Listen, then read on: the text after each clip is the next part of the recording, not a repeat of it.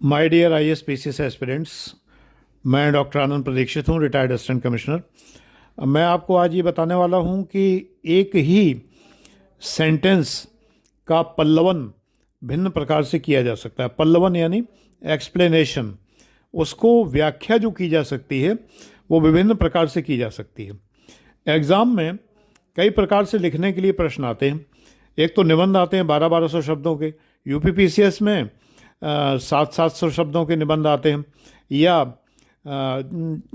600, 800 या 1200 शब्दों का निबंध आता रहा है।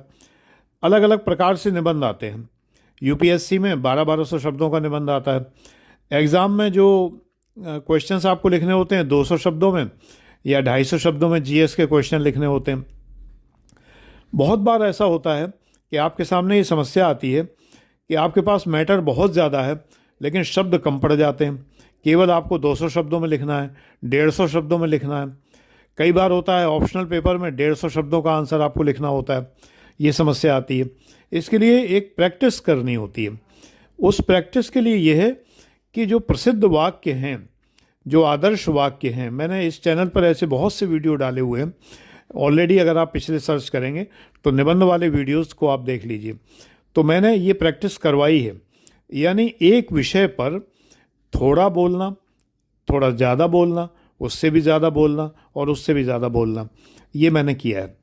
यहाँ तो सैंपल के तौर पर किया है।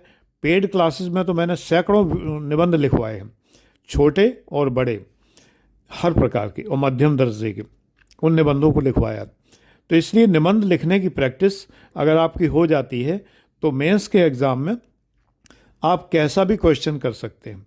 प्रश्नों को समेटना आना चाहिए, उत्तरों को रादर, प्रश्न तो प्रश्न ही है, उसके उत्तर को समेटना और फैलाना आना चाहिए। कोई एक प्रश्न है, कोई एक विषय है, कोई एक सेंटेंस है, उस पर आप प्रैक्टिस करिए कि 150 शब्द लिखें, फिर उस पर 250 शब्द लिखें, फिर उस पर जो है 600 शब्द लिखें, फिर उस पर 900 शब्द लिखें और फिर उस पर 1200 शब्द लिखें, एक ही विषय पर। कई बार आप लोगों को लगता है गुरुजी यही करते रहेंगे तो पढ़ेंगे कब? बेटा यही तो पढ़ना है, असली पढ़ना तो यही जिससे सिलेक्शन होता है। और ये सब आप नहीं करते हैं, इसलिए क्या होता है कि आपको ज्ञान तो बहुत हो जाता है लेकिन सिलेक्शन नहीं होता, आप क्वालिफाई नहीं कर पाते। क्योंकि क्वालिफाई करने के लिए ये चीज़ें ज़रूरी हैं, इनमें टाइम लगेगा। एक IAS की तैयारी के लिए कम से कम 2 साल तो आपको देना ही चाहिए टाइम, इससे कम टाइम लगेगा ही नहीं। तो टाइम लगाइए लेकिन पहली बार में निकलिए, बजाय इसके कि हर साल एग्ज़ाम दीजिए और हर साल फेल होइए, इससे कोई फ़ायदा नहीं है। इसकी बजाय एग्ज़ाम सीधे तब दीजिए जब आप फुल्ली प्रिपेयर्ड हों, पढ़ के लिख के तैयार हों, यानी आपने सारी पुस्तकें पढ़ी हों, पूरा सिलेबस पढ़ा हो, सब कुछ नोट्स लिखे हों, सब कुछ लिखा हुआ दोहराया हो और सब दोहराया हुआ आपको याद हो, तब एग्ज़ाम दीजिए। बिल्कुल आप पहली बार में ही निकलेंगे, डेफिनेटली निकलेंगे, ये बिल्कुल मेरा वादा है कि डेफिनेटली आप निकलेंगे। मैं सेलेक्ट होने के फार्मूले ही बताता हूँ, क्योंकि मैं सेलेक्टेड अधिकारी हूँ, इसलिए मैं सेलेक्ट होने के फार्मूले बताता हूँ।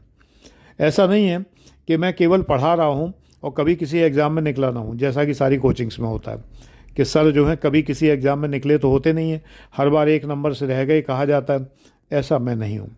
मैं 4 PCS लगातार सिलेक्टेड हूँ और IAS की तो मेरी उम्र निकल चुकी थी। जब तक मैंने विचार बनाया कि चलो भाई सिविल सर्विस दिया जाए, तब देखा IAS की तो उम्र ही निकल गई।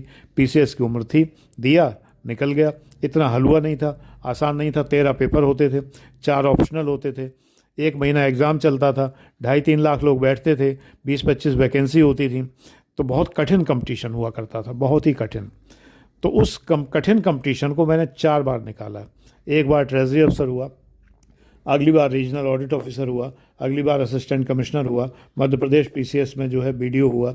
4 सिलेक्शन मेरे हैं। तो इसलिए मैं आपको सेलेक्ट होने की राय देता हूँ। तो सेलेक्ट होइए, लिखने की प्रैक्टिस करिए, ज़्यादा से ज़्यादा प्रैक्टिस कीजिए।